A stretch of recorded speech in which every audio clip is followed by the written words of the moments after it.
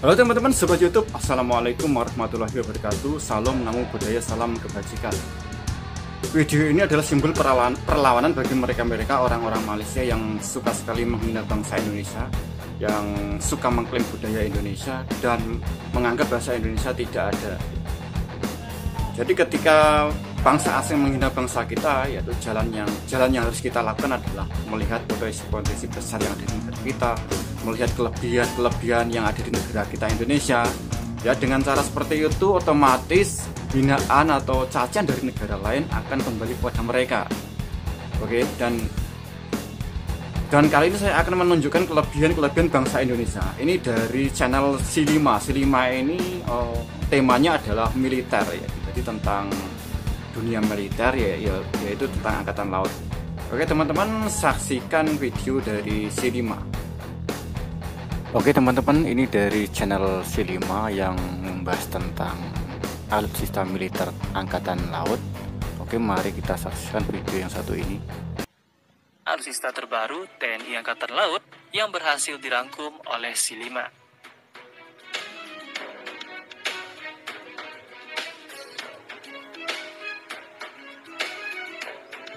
1.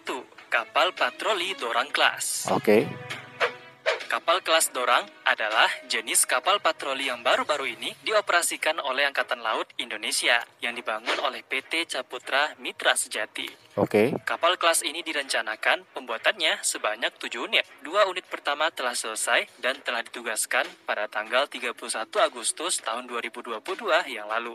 Oke. Kedua kapal ini diberi nama KRI Dorang dan KRI Bawal. Saat ini kedua kapal ini bermarkas di kota Ambon, Maluku dan kota Sorong, Papua Barat Daya. Sisanya 4 unit lagi masih dalam proses pembangunan.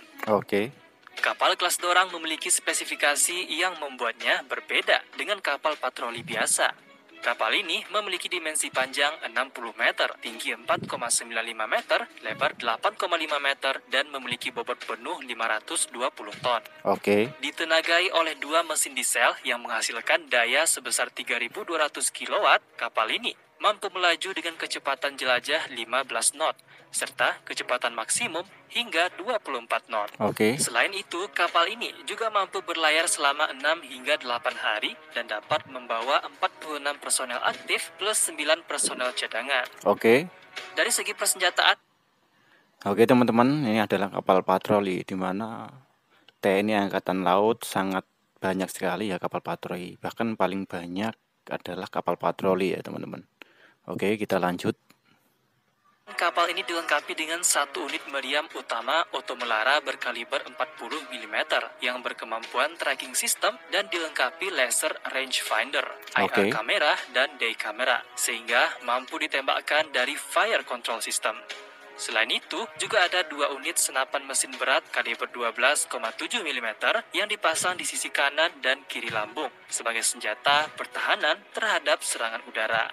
Kapal ini nantinya juga dapat dilengkapi dengan rudal anti kapal jika Indonesia berada dalam keadaan darurat di masa yang akan datang. Oke teman-teman, kapal patroli ini tidak dilengkapi rudal ya teman-teman. Jadi hanya kanan dan senapan mesin. Tapi mungkin ini suatu saat mungkin bisa jadi dikasih rudal ya. Oke teman-teman, lanjut. 2. Kapal rumah sakit KRI Dr. Rajiman Widyodiningrat. Oke. Kondisi geografis Indonesia sebagai negara kepulauan yang terletak pada cincin api dunia membuat ketersediaan fasilitas kesehatan menjadi kebutuhan yang sangat vital. Dengan hadirnya kapal yang satu ini tentunya bisa menjadi salah satu solusi untuk fasilitas kesehatan militer Indonesia.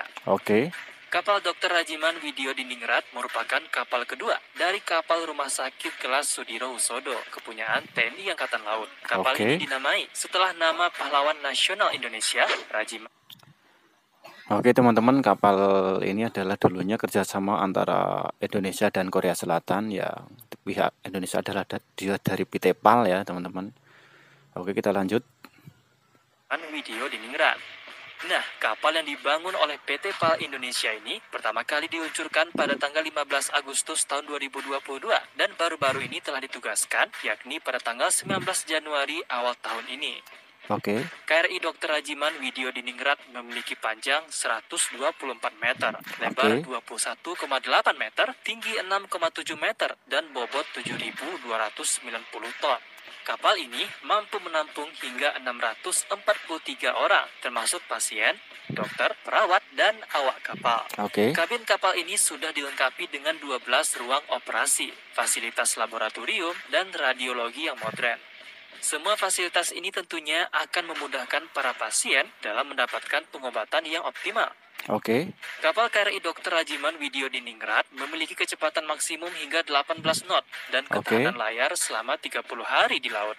Mampu menjelajah sampai 10.000 mil laut, kapal ini tidak dilengkapi dengan senjata apapun. Namun, kapal ini dilengkapi dengan berbagai fitur dan kecanggihan lainnya, seperti hanggar, 2 unit helipad untuk helikopter medis, sistem pemantauan lingkungan laut, dan sistem navigasi modern.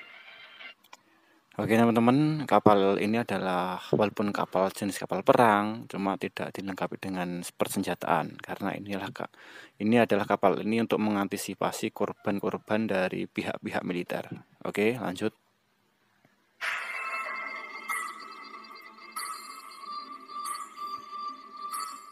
Kapal pemburu ranjau Pulau Fani Class. Oke. Kapal kelas Pulau Fani merupakan kapal perang tipe pemburu ranjau yang dibuat untuk mengamankan perairan dari ranjau laut. Kapal ini dibangun oleh galangan kapal asal Jerman, Abeking and Rasmussen, berdasarkan kapal Manhunter kelas Frankenthal untuk TNI Angkatan Laut. Ada 2 unit kapal di kelas ini yang akan dioperasikan oleh Indonesia. Oke teman-teman, kapal Sapuranjo ini adalah sebelum kapal perang melewati jalur tersebut, maka harus ditinjau dengan kapal pemburu ranjau agar kapal perang yang melewati jalur tersebut tidak terkena ranjau. Oke, lanjut teman-teman. Yakni KRI Pulau Fani dan KRI Pulau Vanildo. Pemberian nama kapal ini dilaksanakan oleh Kepala Staf Angkatan Laut Laksamana TNI Yudo Margono pada Selasa 11 Oktober tahun 2022 yang lalu. Kontrak efektif untuk membangun kapal ini telah dimulai sejak tanggal 29 Januari tahun 2019 dan Indonesia telah menganggarkan 204 juta US dollar untuk membeli 2 unit kapal pemburu ranjau ini. Nah, yang membuat kapal kelas Pulau Fani istimewa adalah kemampuannya yang dapat bekerja dengan baik di laut dangkal maupun laut dalam sebagai jenis kapal penanggulangan ranjau. Jadi, kalau ada ranjau laut yang mengancam keselamatan kapal-kapal TNI Angkatan Laut, KRI Pulau Fani dan KRI Pulau Vanildo bisa diandalkan untuk bertindak cepat dan Oke teman-teman, kapal ini bisa digunakan untuk pencarian seperti pesawat terbang yang jatuh di laut ya. Seperti kemarin-kemarin waktu ada kecelakaan pesawat, nah kapal ini bisa digunakan untuk mendeteksi keberadaan bangkai pesawat. Oke, lanjut. Mengatasi situasinya.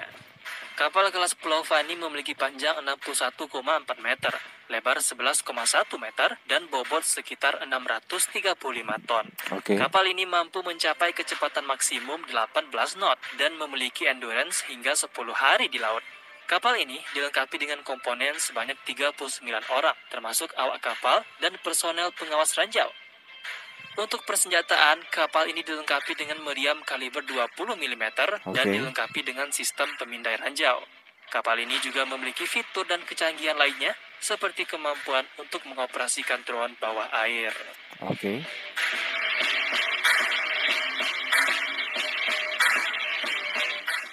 Kapal korvet KRI Bung Karno. Kapal yang satu ini cukup terkenal karena diambil dari nama Presiden pertama Indonesia, yaitu Bung Karno.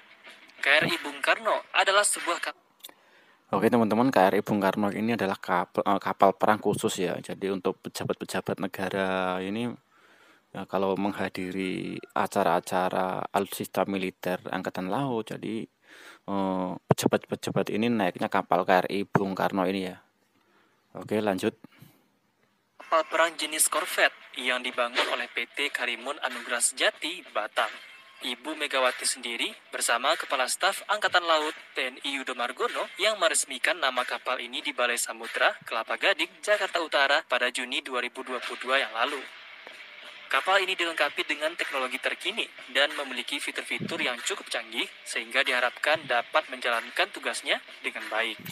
Panjang kapal ini sekitar 73 meter, lebar 12 meter, dan bobot 1.300 ton, serta mampu menampung 55 orang awak kapal.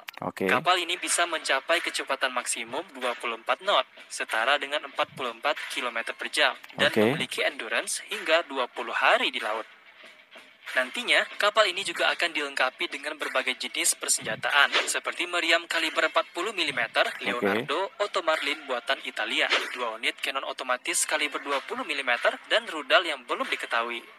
Lengkap dengan fitur canggih seperti sistem radar, sonar, dan komunikasi terkini, kapal ini juga akan difungsikan sebagai kapal kepresidenan.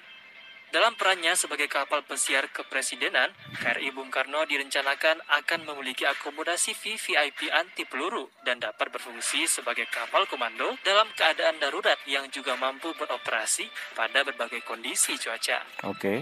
Nah, saat ini kapal ini masih dalam pembangunan. Per Juni tahun 2022, kapal direncanakan dibangun dalam waktu 12 bulan dan selesai pada waktu dekat. Oke teman-teman, itu tadi video dari channel C5, di mana channel tersebut adalah tentang dunia militer, yaitu angkatan laut, yaitu tentang kapal perang ya. Jadi teman-teman bisa lihat tadi ya, video ini adalah simbol perlawanan bagi mereka orang-orang Malaysia yang suka sekali menghina bangsa Indonesia ya teman-teman ya, dan yang suka mengklaim budaya Indonesia, yang menganggap bahasa Indonesia itu tidak ada. Dan buat teman-teman yang suka ngomong serumpan-serumpun, stop. Di kata serumpan-serumpun ini, kalau orang Indonesia itu yang mempunyai kepentingan, misalnya elit politik gitu ya, emang punya kepentingan di situ karena untuk menjaga perdamaian, atau media-media, supaya media tersebut ditonton oleh orang-orang Malaysia. Jadi mereka mempunyai kata serumpan-serumpun karena mempunyai kepentingan politik, mempunyai kepentingan bisnis ya teman-teman. Kita nggak punya gitu. Oke, cukup sekian dari video saya ya. Apabila ada salah kata, mohon maaf sebesar-besarnya. Waalaikumsalam warahmatullahi wabarakatuh. Salam.